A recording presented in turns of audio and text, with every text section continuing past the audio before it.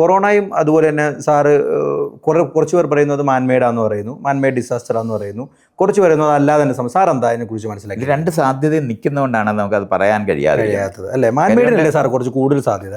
അല്ല, മാൻ മെയ്ഡ് എന്ന് പറയുന്ന വാക്ക് ഉപയോഗിക്കാനൊക്കത്തില്ല.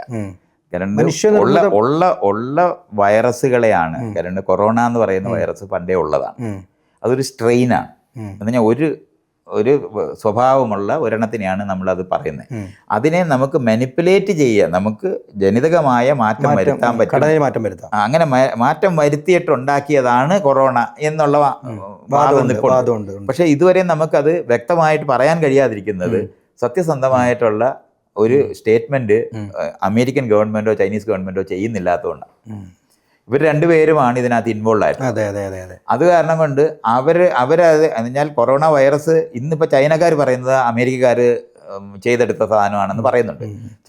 ചൈനക്കാർ ചെയ്തതെന്ന് ആദ്യമേ അന്ന് ട്രംപായിരുന്നു. ട്രംപ് ചൈനീസ് വൈറസ് എന്ന അങ്ങനെ ഒരു വൈറസ് ലോകത്തില്ല, ചൈനീസ് വൈറസ് ഉണ്ടാകത്തില്ല. പക്ഷെ അയാൾ അങ്ങനെ തന്നെ പറയും. അത് രാഷ്ട്രീയമായി ഉപയോഗിക്കാൻ വേണ്ടി അങ്ങനെ പറയുന്ന സ്ഥലങ്ങളുണ്ട്. ഇതുപോലുള്ള കാര്യങ്ങൾ കൊണ്ടാണ് അത് വരുന്നത്. അത് മനുഷ്യരുണ്ടാക്കാനും അതിന് സാധ്യത ഇന്ന് മനുഷ്യർക്ക് ജനിതകമായിട്ട് ഇടപെടാൻ പറ്റുന്ന തരത്തിൽ ഉണ്ടാക്കാൻ പറ്റുന്ന സ്ഥലത്തേക്ക് മാറിയിട്ടുണ്ട്. അപ്പോൾ അത് ചെയ്തതാണോ അല്ലയോ എന്ന് നമുക്കറിയില്ല. ആകാം.